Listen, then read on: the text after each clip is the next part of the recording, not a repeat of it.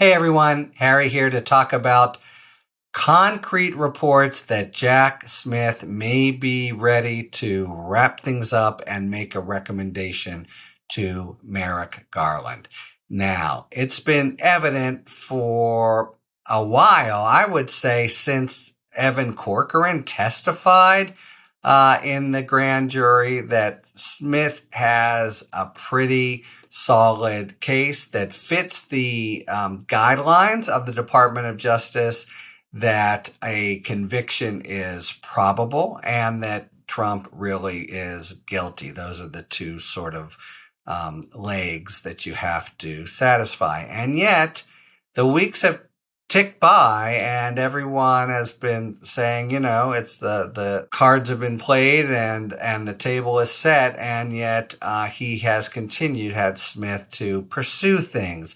He has interviewed like every maid and housekeeper at Mar-a-Lago. He's really followed through with Corcoran, as we talked about in a different YouTube. He's done a subpoena for Trump organization dealings with other governments.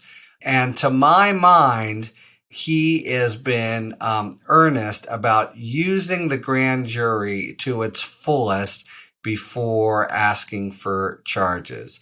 A grand jury does return charges, but in addition, and really importantly, it investigates. So it issues subpoenas, including like the subpoena that Evan Corcoran had to respond to after a judge determined that the crime fraud exception qualified and therefore dismissed the attorney-client privilege.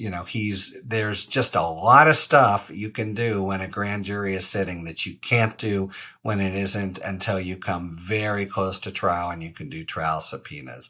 And this is a kind of legal corollary, it seems to me, of the don't shoot at the king unless you can kill him. Smith may have his basic case in chief wrapped up, but he wants to use the grand jury for all he can to do what? Figure out what witnesses may say if they testify, including for Trump. Have the ability to impeach those witnesses with grand jury testimony. So he can say, hey, wait a second, you said to the grand jury XYZ, now you're saying ABC, and, which is it, and weren't you telling the truth then? Use that Evan Corcoran 50 pages of records, I think, is a gold mine.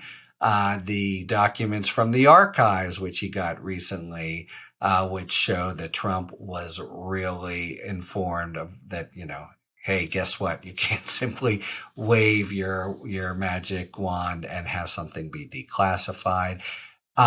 Evidence that by and large might be cumulative of what he already has, but he really wants to get to know if he, make final decisions about what he's using, and more importantly, prepare his case and be ready as best he can to parry Trump's case. Because after this, and if and when, and I'll go with when there's an indictment, his ability to investigate is much less. They'll basically, in broad strokes, wrangle over whether the case should, remain in court, and then prepare for a jury trial. Now, that's all a process taking about a year, but the main thing is it doesn't include grand jury investigation. So I think that's what this has been about to date, which brings us to a really important report in the Wall Street Journal, because the Wall Street Journal says he's all finished, and but it cites people who are familiar with the whole process. So it really looks like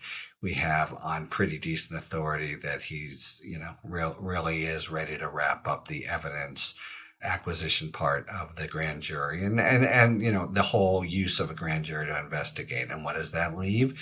That leaves preparation of a prosecution memo for the Attorney General of the United States.